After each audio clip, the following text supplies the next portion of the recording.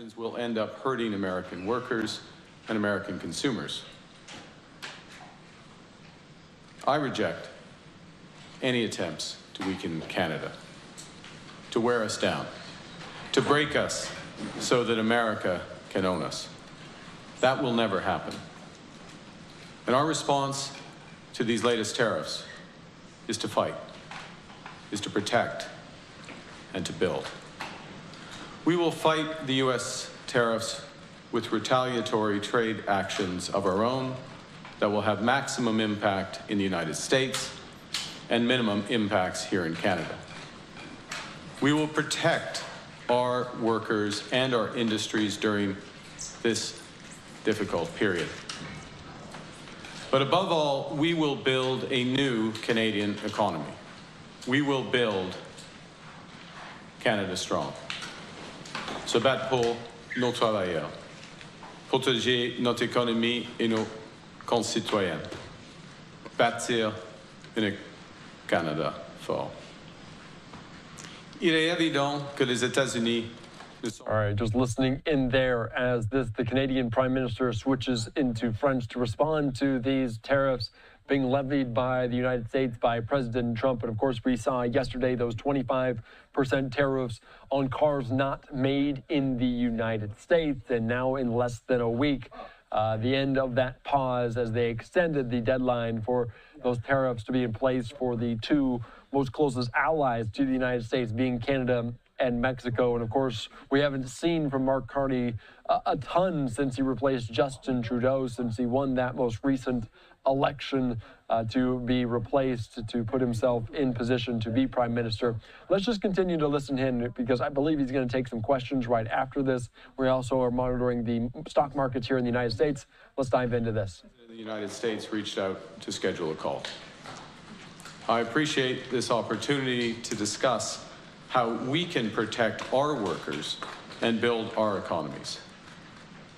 I will make clear to the President that those interests are best served by cooperation and mutual respect, including of our sovereignty. Entre-temps, je viens de tenir une rencontre avec mon comité ministériel Canada-États-Unis. Je convoque une réunion des premiers ministres qui se tiendra demain. Je vais rencontrer mon conseil des relations canado-américaines et je parlerai aux chefs d'entreprise, aux syndicats et aux dirigeants autochtones. Ces discussions permettront d'avoir une réponse coordonnée en tenant compte ce que le président décidera de faire le 2 avril, date à laquelle il a menacé d'imposer des droits de douane supplémentaires. Soyons clairs, nous sommes tous sur la même longueur d'onde. Nous reprendrons avec force. Rien n'est exclu pour défendre notre pays. Let's be clear. We're all on the same page. We won't back down. We will respond forcefully. Nothing is off the table to defend our workers and our country. Now, to my fellow Canadians, I don't want to set unreasonable expectations. The road ahead will be long. There is no silver bullet. There is no quick fix. And I know and I understand that many are feeling anxious and worried about the future. Fundamental change is always unsettling. But I have every confidence in our country because I understand what President Trump does not. That we love Canada with every fiber of our being. Because we are stronger when we are together, and Canadians are uniting as never before. Now, we are going to have to live the lessons of recent months. First, that we have to look out for ourselves. And second, that we have to look out for each other. The federal government will do everything in its power to protect Canadian workers and businesses. We will be here for you every step of the way. In the past week, my government committed to use every dollar collected from our retaliatory tariffs to protect our workers. Et la semaine dernière, j'ai annoncé plusieurs mesures ciblées, temporaires, pour soutenir les travailleurs et les entreprises directement touchées par la guerre commerciale de président Trump. Pour les travailleurs, nous avons supprimé le délai de carence d'une semaine. All right, you hear him continue to go in and out with French and English, of course, leading off there with French talking about some of the retaliatory tariffs, saying, quote, "We won't back down from the United States." And he continues to say he will protect Canadians alike. All right, let's just continue to listen in here on Live Now from Fox from the Canadian Prime Minister, Mark Carney. Nous avons reporté les paiements d'impôts sur le revenu ainsi que les versements de la TPS et de la TVH. Nous avons mis en place un nouveau mécanisme de financement pour leur fournir de liquidités. C'est une aide financière énorme pour que les entreprises puissent passer à travers la tempête. Et nous avons augmenté le financement des agences de développement régional. Our biggest challenge as a country is becoming the most urgent. Over the coming weeks, months, and years, we must fundamentally reimagine our economy. We will need to ensure that Canada can succeed in a drastically different world. The old relationship we had with the United States, based on deepening integration of our economies and tight security and military cooperation, is over. What exactly the United States does next is unclear. But what is clear is that we, as Canadians, have agency. We have power. We are masters in our own home. Nous sommes maîtres chez nous. We can control our destiny. We can give ourselves much more than any foreign government, including the United States, can ever take away.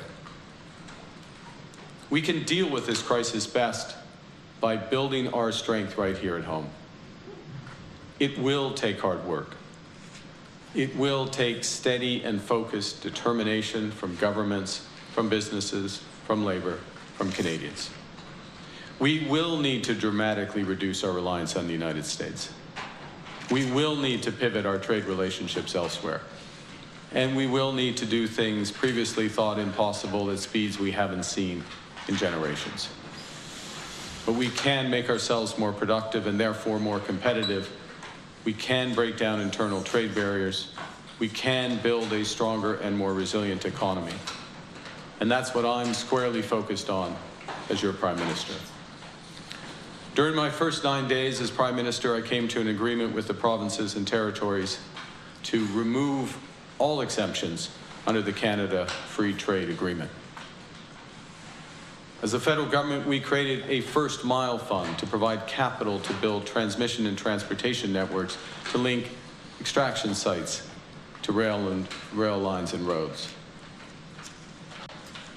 Nous mettons en place une procédure d'approbation à un guichet unique. All right, we just want to reiterate what Mark Carney just said there about the ties between the United States and the reevaluation that he's saying. He says, quote, "will dramatically reduce reliance on the United States in a number of facets, including the economy, military, and beyond." So that is a big statement coming from the Canadian Prime Minister Mark Carney today, just several weeks into the job there after Justin Trudeau stepped down. And this comes after President Trump talked about a 25% tariff on all cars not made in the United States. So we'll see what happens. We'll see if we have any response, because we're expecting to hear from President Trump a little bit later on today.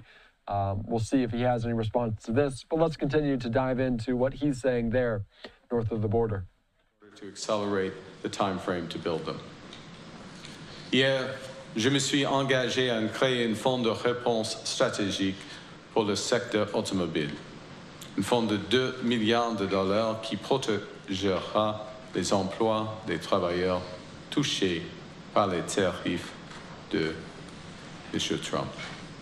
We will create an all-in-Canada network of supply chains for the auto manufacturing components straight through to Canadian steel and aluminum and critical minerals. And we committed today to create similar strategies in other sectors that are under threat from President Trump's tariffs. All of these initiatives will go a very long way to offsetting the costs of these tariffs if they are permanent, and they will help to realize our potential as a nation. But there's even more to do. And that's why I chose to go to France and the United Kingdom, two long-standing and reliable partners, friends, and allies of Canada. And it's why the time will come for a broad renegotiation of our security and trade relationship with the United States. It's why I will work intensively with our partners in business, in labor, the territories and the provinces to find more ways to help Canadians through this crisis and to ensure that our great country emerges stronger than ever. In recent weeks, Canadians have done their part to unite in defense of our country. To unite also in defense of our way of life. It's my solemn promise as your Prime Minister to do the same. It's my solemn promise that when President Trump threatens us again, we will fight back. We will fight back with everything we have to get the best deal for Canada. We will build an independent future for our country, stronger than ever. We will stand up for Canadian workers. We'll stand up for Canadian business. We'll stand up for our history, our values, and our sovereignty. We will stand together to build Canada strong, Canada free, Canada forever. Thank you. Merci, and I'll be happy to take your questions. Thank you, Prime Minister. We will now take 15 minutes of questions. One question, one follow-up. Bonjour, M. Carney, Raymond Fillon de TVA. Vous avez dit que le président Trump a contacté votre bureau pour organiser un appel. Est-ce que cette conversation entre vous et le président Trump a eu lieu? Sinon, à quel moment aura-t-elle lieu? Il y aura une conversation entre moi et M. le Président dans les prochains jours. L'appel arrivera bientôt.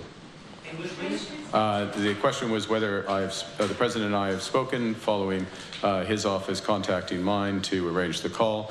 The response is we'll be speaking soon, certainly in the course of the next day or two. Ça fera 2 semaines demain que vous êtes Premier ministre du Canada. Est-ce que ce n'était pas une erreur de votre part de ne pas avoir eu une conversation encore en date d'aujourd'hui avec le président? Est-ce que vous auriez dû lui parler avant, M. Trump? Non, il y a des conversations entre les ministres, par exemple, le ministre des Finances, le ministre des Affaires étrangères, les ministres des Échanges internationaux avec leurs homologues américains. Ils sont dans des conversations souvent. Mais il faut avoir une réponse compréhensive. Et tout le monde le sait que le 2 avril, il y aura des autres initiatives, des autres menaces tarifaires des Américains. Alors, après tout cela, on peut avoir une réponse plus grande. Alors, pour moi, il y a 2 conditions d'avoir pas nécessairement un appel, mais d'avoir une négociation avec les Américains. Premièrement, c'est le respect. Le respect pour notre souveraineté comme pays. C'est pas grand-chose, mais évidemment, c'est grand-chose pour lui. Mais il faut avoir le respect. Et deuxièmement, il faut avoir une conversation et une discussion compréhensive, y compris nos relations sécuritaires et économiques. Merci. Merci. Suivante question. Hi, Tonda McCharles, Toronto Star. Can you be more specific about what your counter plan is next week when the auto tariffs come in? Specifically, how much in terms of tariff measures you're going to take on what portion of American goods and what non-tariff measures you'll use? So, thanks for the question. And it goes a bit back to the previous question, if I may just expand on my answer to that. This is a negotiation. It's in part a negotiation where we know certain things, and we know that there was going to be an initiative on automobiles. It was brought forward to yesterday. It was expected around the same time as the reciprocal tariffs on the 2nd of April. Those initiatives, just to be clear, apply to all countries in the world. Right? So it's not unique in and of versus Canada or versus Mexico. We have the best deal of a bad deal, is the way I would term it, within what the Americans have proposed. The second is that we know that there are going to be these reciprocal tariffs, as you referenced in your question, on the 2nd of April. As well as there are potential tariffs, or likely tariffs, I would put it, with respect to other, quote, strategic sectors to the Americans, forestry, lumber, pharmaceuticals, semiconductors. There was a comma after that. I'm sorry. It was a very long set of conditions, but it was to set up the point, which is that we have a number of measures that we can take in response to those initiatives. In our judgment, certainly my judgment, it doesn't make sense when there's a series of U.S. initiatives that are going to come in relatively rapid succession to respond to each of them.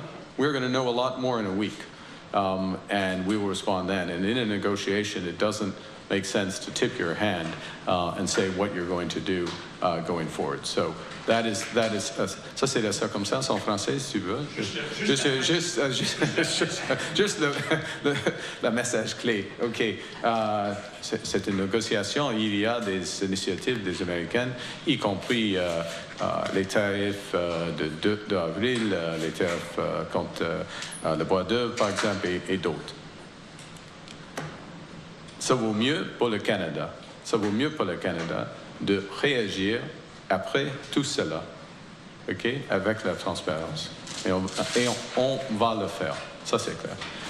Other point I would make, I have discussed this with Premier Ford in his role as Council of the Federation. Obviously, be discussing with the First Ministers under that guise when we convene tomorrow. And I think it's appropriate in taking a response to have those consultations, get the perspectives. The federal government obviously acts taking its responsibilities, but makes sense to engage, and we will act.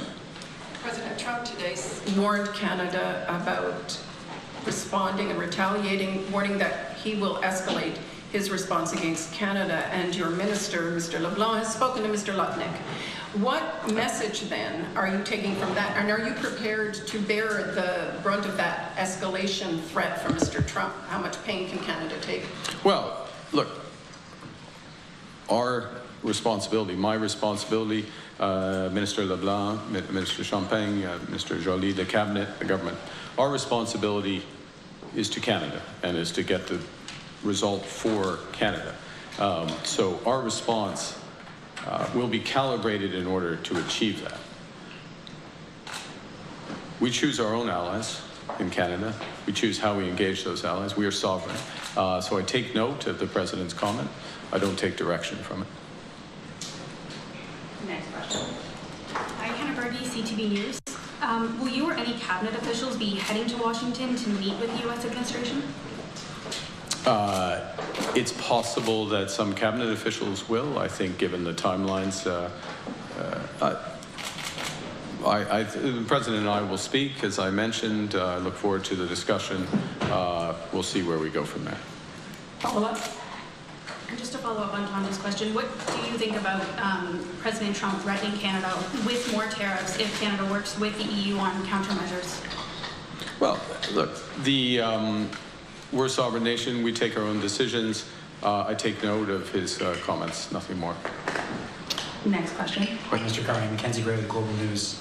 The last time Premier Ford put electricity tariffs going to the States, there was quite a reaction from President Trump. When you're considering what the retaliatory tariffs that you bring in the future, is there a consideration to put retaliatory or export taxes on Canadian energy going to the U.S.?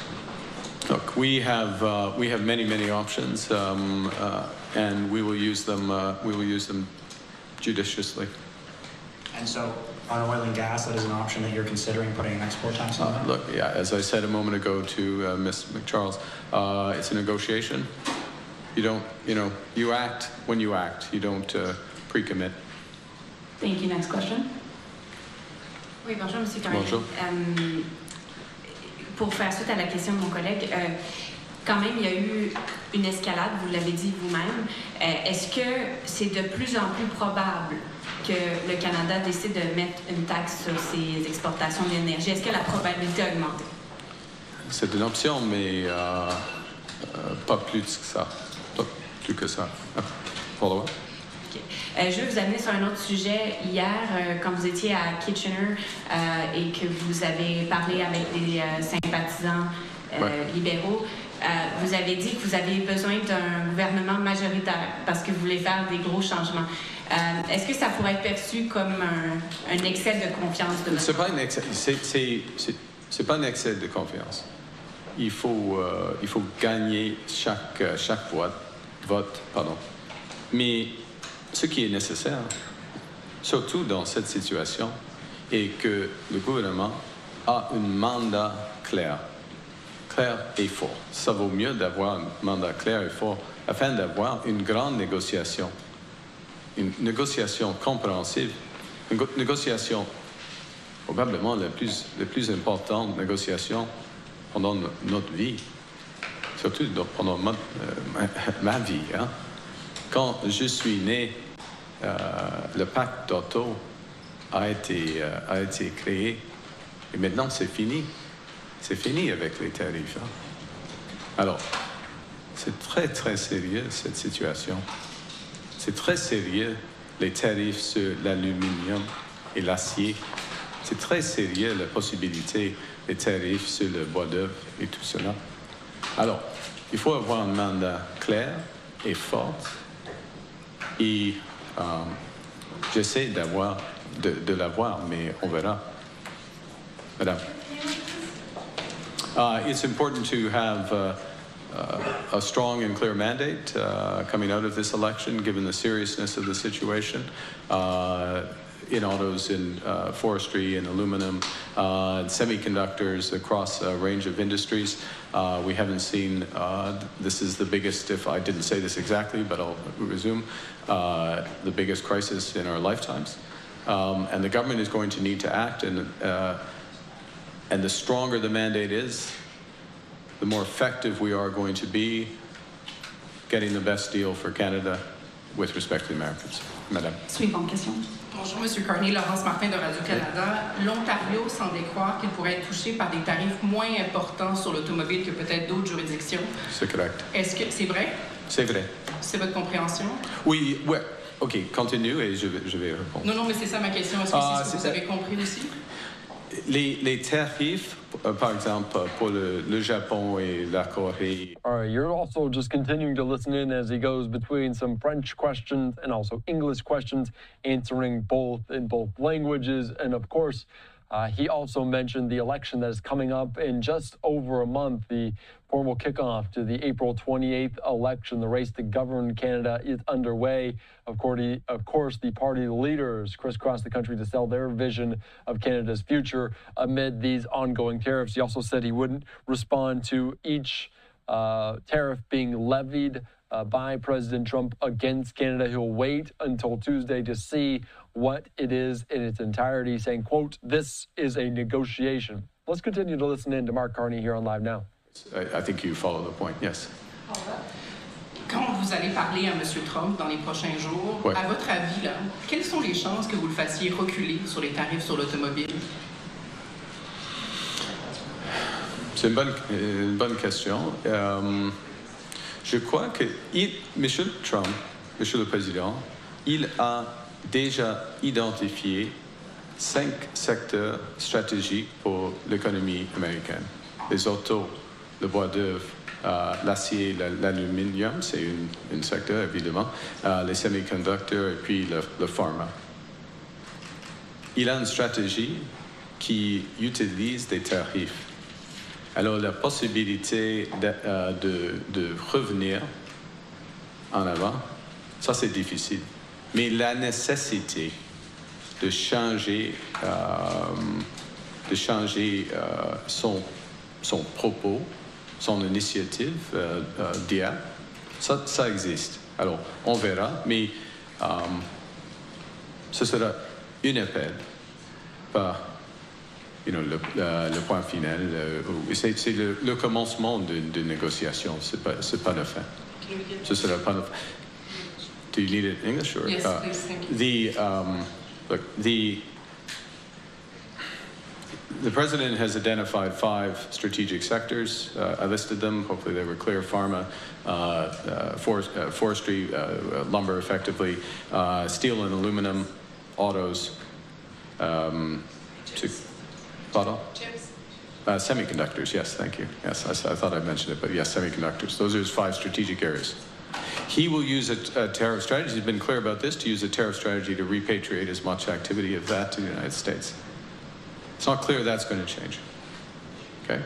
But what I said was, what I emphasized, what's essential is that there are huge parts of the auto sector where it will be necessary to change, or the damage to the U.S. economy will be much greater. Last point is, our conversation is the start of a negotiation, not don't expect it to be the end. Last question. Emily Hosfeld, Mail. Do you have a strategy to save the auto industry that doesn't rely on U.S. market access? Yeah.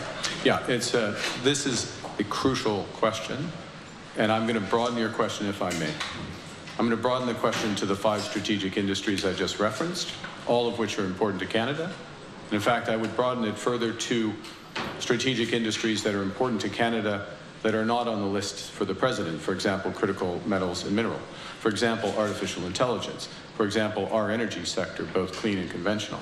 For all of those areas, we have been developing strategies, and we will develop comprehensive industrial strategies that work best for Canada. I'm going to give you one example, if I will, Emily, and then I'll hand back, which is we announced yesterday, for exactly these reasons, in anticipation of what happened today. It wasn't originally, or yesterday, sorry, as it turned out yesterday, the American tariffs in the auto sector. We announced the Strategic Response Fund and a series of other measures, but the core of that is to build out the auto sector and our auto supply chain in Canada as much as possible. Instead of autos going back and forth across the border 6 times and getting a tariff each time, we now know the level of that tariff, but integrating the supply chain here domestically, I'm using a fancy term, backwards integrating into steel and aluminum to help our steel and aluminum industries that are used and encourage that, backwards integrating further into critical metals and minerals that we're going to develop. And I listed a number of things that we did at the start that agreed with provinces and the development, working very closely with Premier Ford and others on development of the Ring of Fire rapidly, because that is all relevant to the competitiveness of our auto industry, as well as good jobs there and other things. So we have a very clear strategy. We put $2 billion on the table for that. We're changing our federal procurement. We're only going to buy Canadian cars, 40,000 vehicles that we buy in the federal procurement. You will see a lot more of that. That's part of an integrated industrial strategy that has the objective of having strategic economic autonomy here in Canada. That's what we want. We want to build out so that we are literally in control of our economic destiny. Now, part of that, and I'll hand back for your follow-up, part of that is going to be trading relationships with reliable partners. The question that hangs over all of this with the United States is there going to be a point in the future through a negotiation where in certain sectors, Canadian workers, Canadian businesses, Canadians as a whole can have that confidence in terms of a deeper commercial relationship with the United States in certain sectors. That remains to be seen. Follow-up. Can we sustain an auto industry without the United States? We can sustain an auto industry with, we can sustain an auto industry with the U.S. having tariffs, with access to other markets, provided we engage very deliberately in partnership, government, business, labor, to reimagine the auto sector and retool that auto sector. And that's very much what we're putting on the table, we're engaged with doing. It's part of the reason why I was in Windsor and through southwestern Ontario yesterday. That's part of the reason why I was meeting with the president of Unifor to how do we work together with labor on exactly this issue. But I'll go back to what I said a moment ago, and this is a key message for Canadians. We're going to have to do some things very differently.